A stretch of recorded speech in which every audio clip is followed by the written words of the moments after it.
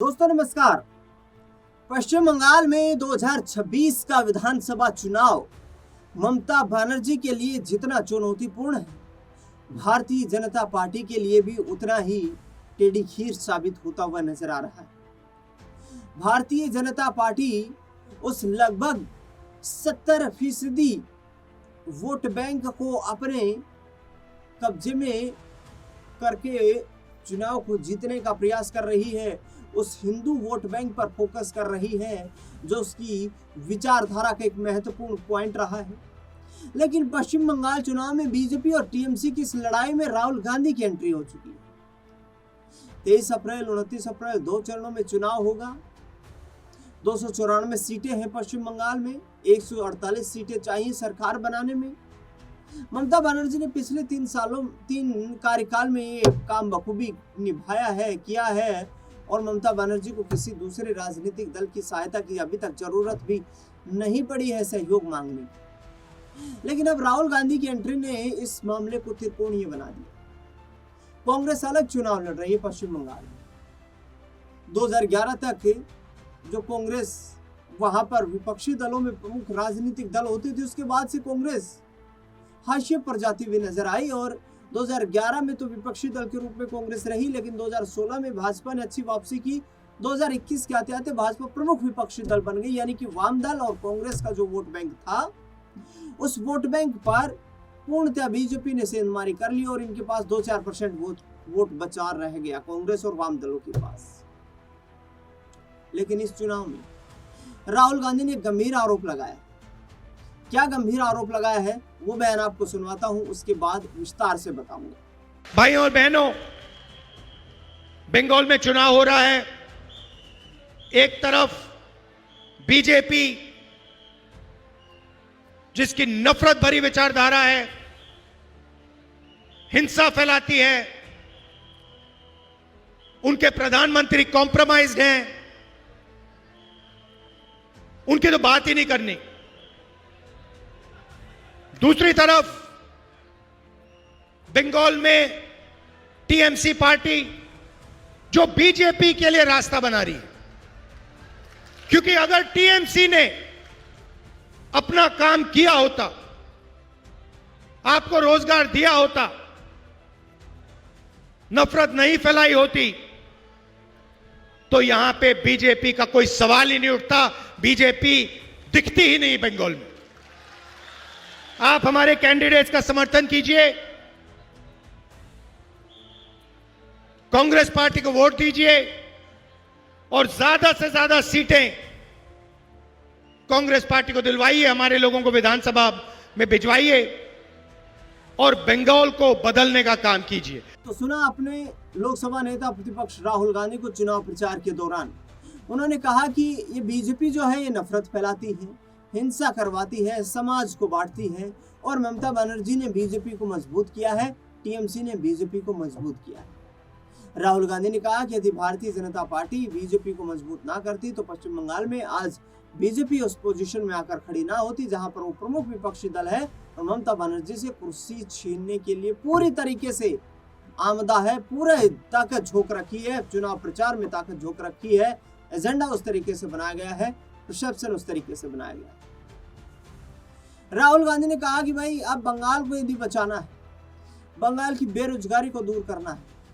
1977 तक कांग्रेस की सरकार रही थी और खुद केंद्रीय गृह मंत्री ये जिक्र करते हुए नजर आए कि प्राचीन काल में भारत की आजादी के बाद एक पुराना काल जो था 3 दशक पहले का, उस वक्त पर पश्चिम बंगाल जो है व्यापार का प्रमुख केंद्र होता था। यानी कि कहीं ना कहीं अप्रत्यक्ष रूप से उन्होंने ये संकेत दे दिया कि कांग्रेस का शासनकाल जो था उसमें बंगाल की स्थिति ठीक थी, लेकिन टीएमसी के शासनकाल और वाम दलों के शासनकाल ने बंगाल की खस्ता हालत कर दी।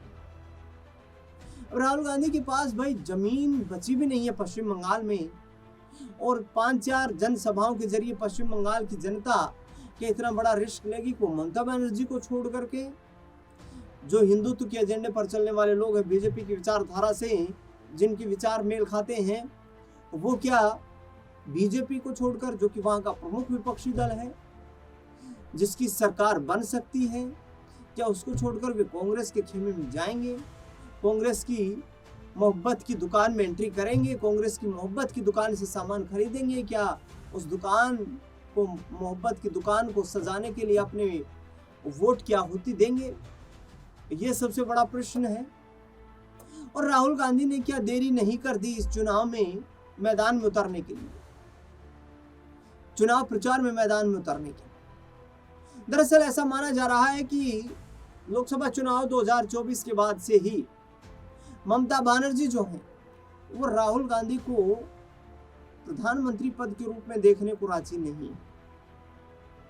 हालांकि लोकसभा चुनाव के दौरान टीएमसी कांग्रेस पार्टी का गठबंधन हुआ था। ममता बनर्जी इंडिया अलायंस में शामिल थी, नीतीश कुमार भी उन दिनों इंडिया अलायंस में शामिल थे, लेकिन बाद में निकल गए, टीएमसी बनी रही।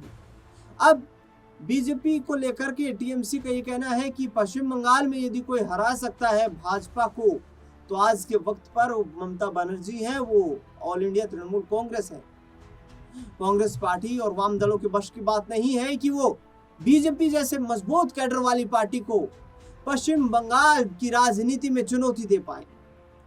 लेकिन देखना बेहद दिलचस्प रहेगा, राहुल गांधी की इस अपील में कितना दम दिखाई देता है। क्या पहले के मुकाबले नेता प्रतिपक्ष बनने के बाद राहुल गांधी कांग्रेस पार्टी की छवि पश्चिम बंगाल में उभार पाते हैं?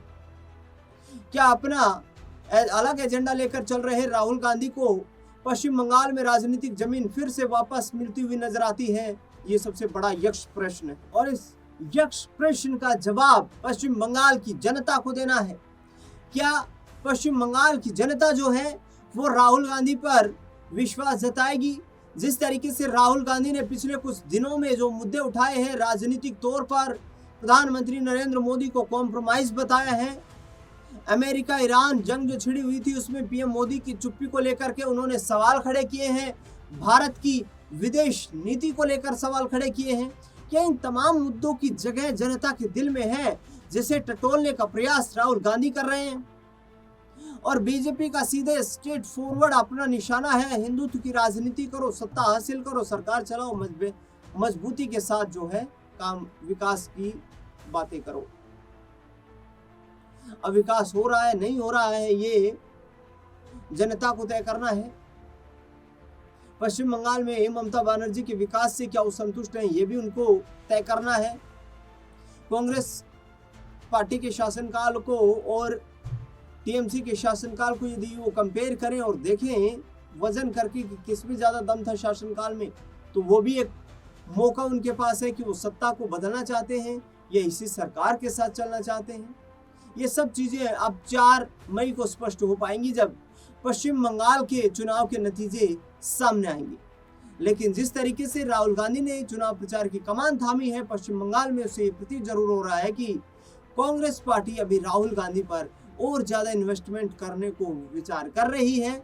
और इसी में कांग्रेस पार्टी को ये भी उम्मीद है कि नेता प्रतिपक्ष होने के नाते राहुल गांधी का जो चेहरा है वो एक अलग तरीके से राजनीतिक तौर पर देश के पैमाने पर उभर करके सामने आ सकता है। आपको क्या लगता है कि कांग्रेस पार्टी पश्चिम बंगाल में कैसा प्रदर्शन कर पाएगी? बंगाल के लोगों के दिल में क्या चीजें रहेंगी, वो आप कमेंट बॉक्स में अपनी राय जरूर बताएं। देश दुनिया से जुड़ी तमाम बड़ी खबरों के लिए बने रहें हमारे साथ लगातार। धन्यवाद।